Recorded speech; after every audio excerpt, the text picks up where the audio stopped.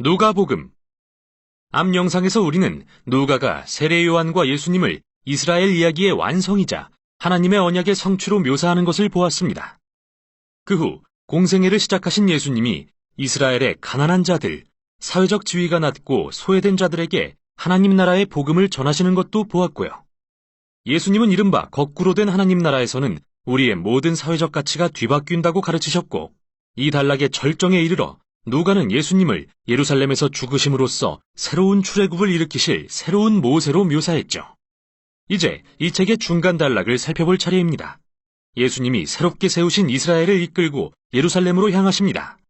이 부분은 주로 예수님이 길 위에서 만난 다양한 사람들에게 비유로 가르치시는 내용이고, 그분을 따르는 제자의 수는 늘어갑니다. 이처럼 누가는 예수님을 따르는 것을 하나의 여정으로 묘사하는데, 그것은 인생길을 가면서 배우는 것이기 때문이죠.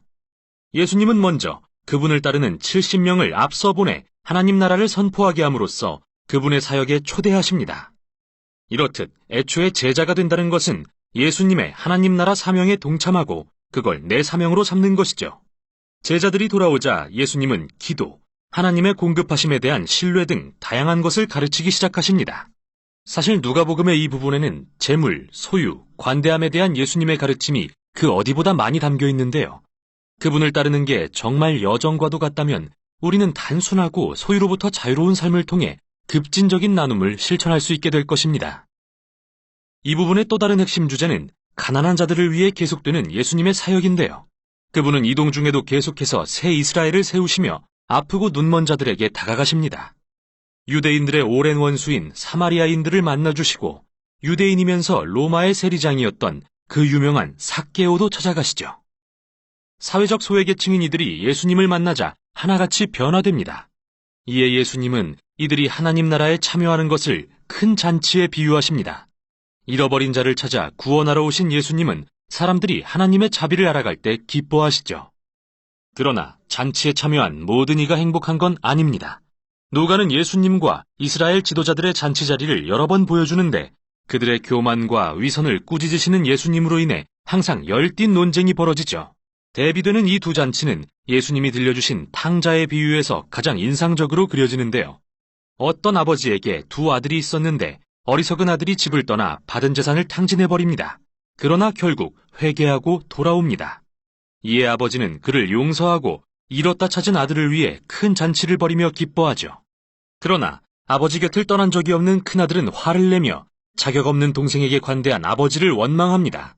이 유명한 비유에서 예수님은 이 지도자들에게 하나님 나라의 중대한 사명을 가르치고 계시는데요. 예수님의 잔치는 하나님이 모든 사람을 기쁘게 그분의 가족으로 맞아주시는 것을 상징하고, 참여할 수 있는 조건은 오직 겸손과 회개입니다. 이렇게 예수님과 그분의 거꾸로 된 나라를 거부하는 이스라엘 지도자들의 비극이 강조되고, 예수님에 대한 그들의 저항은 늘어만 갑니다. 예수님이 유월절을 맞아 마침내 예루살렘에 이르시는데 가까이에 오셔서 그 성을 보시고 우십니다. 제자들은 그분을 메시아 왕으로 환호하지만 이스라엘 지도자들은 그분을 비난합니다.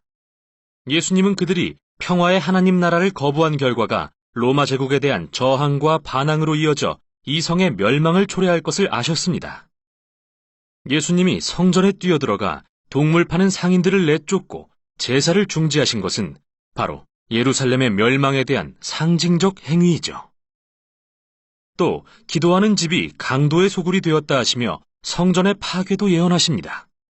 이러한 행동은 당연히 예수님과 이스라엘 지도자들 간의 일련의 논쟁을 불러왔고, 예수님은 결국 로마 군대가 이 성을 포위하는 날이 올 것이라고 예언하십니다. 한 세대 내에 예루살렘 성과 성전은 폐허가 될 것입니다. 그 후 물러나신 예수님은 제자들과 유월절 식사를 하십니다. 이는 이스라엘의 연례절기로서 어린 양의 죽음을 통해 노예에서 해방된 것을 상징하는데, 예수님은 이 식사의 빵과 포도주를 새 출애굽에 대한 새로운 상징으로 바꾸십니다. 그분의 찢기신 몸과 흘리신 피를 통해 새 이스라엘을 해방하실 거라고 말이죠. 식사 후 예수님은 잡히시고 유대 지도자들에게 신문당한 뒤 자신을 왕이라 주장했다는 죄목으로 재판받으십니다. 누가는 예수님의 무죄를 강조합니다. 로마 총독 빌라도는 여론에 굴복하기 전까지 3번이나 예수님의 무죄를 주장하고, 갈릴리 분봉왕 헤롯도 예수님의 죄를 발견하지 못합니다. 그러나 유대 지도자들은 끝내 빌라도를 강요해서 그분을 십자가에 못 박게 만들죠. 예수님은 고통 속에 죽으시면서까지 자신이 그토록 가르쳤던 하나님의 사랑과 자비를 구현하십니다. 하나님께 자신을 못 박은 군인들을 용서해달라고 구하시고 함께 매달린 죄수 중 하나가 그분이 누구신지 깨닫고 주님의 나라에 임하실 때 저를 기억해 주세요 라고 말하자 그분의 마지막 말씀은 수치스러운 죄수에게도 소망을 줍니다. 오늘 내가 나와 함께 낙원에 있을 것이다. 예수님은 이 자비와 친절의 행동을 끝으로 숨을 거두십니다. 그분의 시신이 무덤에 묻히고 그 주 첫날 무덤에 왔던 제자 중 몇 명이 빈 무덤을 발견합니다. 그때 빛나는 옷을 입은 두 사람이 나타나 말합니다. 예수님은 살아나셨다. 죽음에서 부활하셨다. 그들은 어안이 벙벙해져서 돌아갑니다. 바로 여기서 누가는 그의 가장 아름다운 이야기 중 하나를 들려줍니다. 예수님의 제자 둘이 예루살렘을 떠나 엠마오라는 마을로 가면서 그분의 죽음을 슬퍼하고 있습니다. 이때 호련히 예수님이 다가오셔서 함께 걸으시지만 그들은 누구신지 알아보지 못하죠. 왜 그리 슬퍼하냐고 물으시자 예수님이 이스라엘을 구원하실 분이라고 기대했는데 돌아가시고 말았다고 말합니다. 모두 수포가 되었다면서요.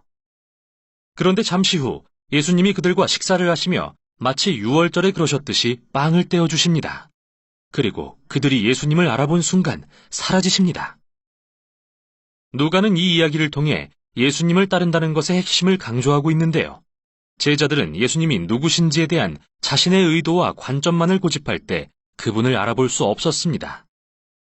그러나 십자가에서 찢기심으로 자기 희생의 사랑의 전형이 되신 예수님, 거꾸로 된 그분의 나라에 복종할 때 우리는 비로소 진짜 예수님을 보고 알 수 있습니다. 이 책의 결말 역시 식사 장면인데요.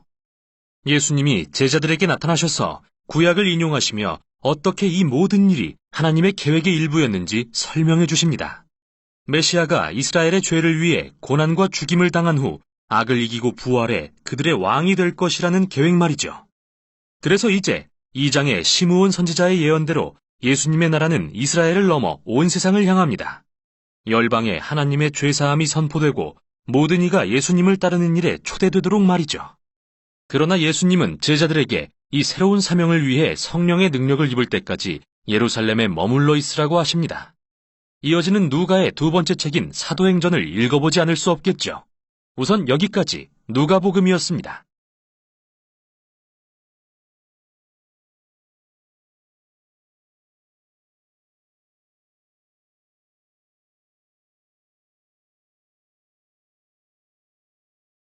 제10장. 그 후에 주께서 따로 70일 세우사 친히 가시려는 각 동네와 각 지역으로 둘씩 앞서 보내시며 이르시되 추수할 것은 많되 일꾼이 적으니 그러므로 추수하는 주인에게 청하여 추수할 일꾼들을 보내주소서 하라. 갈지어다 내가 너희를 보냄이 어린 양을 이리 가운데로 보냄 것 같도다. 전대나 배낭이나 신발을 가지지 말며 길에서 아무에게도 문안하지 말며 어느 집에 들어가든지 먼저 말하되 이 집이 평안할지어다 하라. 만일 평안을 받을 사람이 거기 있으면 너희의 평안이 그에게 머물 것이요 그렇지 않으면 너희에게로 돌아오리라. 그 집에 유하며 주는 것을 먹고 마시라. 일꾼이 그 삭스를 받는 것이 마땅하니라. 이 집에서 저 집으로 옮기지 말라. 어느 동네에 들어가든지 너희를 영접하거든 너희 앞에 차려놓은 것을 먹고 거기 있는 병자들을 고치고 또 말하기를 하나님의 나라가 너희에게 가까이 왔다 하라. 어느 동네에 들어가든지 너희를 영접하지 아니하거든 그 거리로 나와서 말하되 너희 동네에서 우리 발에 묻은 먼지도 너희에게 떨어버리노라. 그러나 하나님의 나라가 가까이 온 줄을 알라 하라. 내가 너희에게 말하노니 그날에 소돔이 그 동네보다 견디기 쉬우리라. 화 있을진저 고라시나 화 있을진저 베세다야. 너희에게 행한 모든 권능을 두로와 시돈에서 행하였더라면 그들이 벌써 베옷을 입고 제에 앉아 회개하였으리라. 심판 때에 두로와 시돈이 너희보다 견디기 쉬우리라. 가버나움아 내가 하늘에까지 높아지겠느냐 음부에까지 낮아지리라. 너희 말을 듣는 자는 곧 내 말을 듣는 것이요 너희를 저버리는 자는 곧 나를 저버리는 것이요 나를 저버리는 자는 나 보내신 이를 저버리는 것이라. 70인이 기뻐하며 돌아와 이르되 주여, 주의 이름이면 귀신들도 우리에게 항복하다이다. 사탄이 하늘로부터 번개같이 떨어지는 것을 내가 보았노라. 내가 너희에게 뱀과 전갈을 밟으며 원수의 모든 능력을 제어할 권능을 주었으니 너희를 해칠 자가 결코 없으리라. 그러나 귀신들이 너희에게 항복하는 것으로 기뻐하지 말고 너희 이름이 하늘에 기록된 것으로 기뻐하라. 그때 예수께서 성령으로 기뻐하시며 이르시되 천지의 주제이신 아버지여, 이것을 지혜롭고 슬기 있는 자들에게는 숨기시고 어린아이들에게는 나타내심을 감사하나이다. 옳소이다.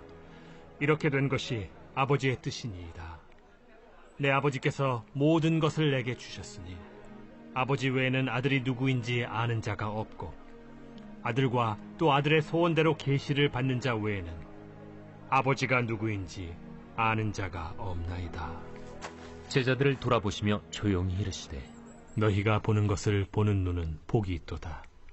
내가 너희에게 말하노니 많은 선지자와 임금이 너희가 보는 바를 보고자 하였으되 보지 못하였으며 너희가 듣는 바를 듣고자 하였으되 듣지 못하였느니라.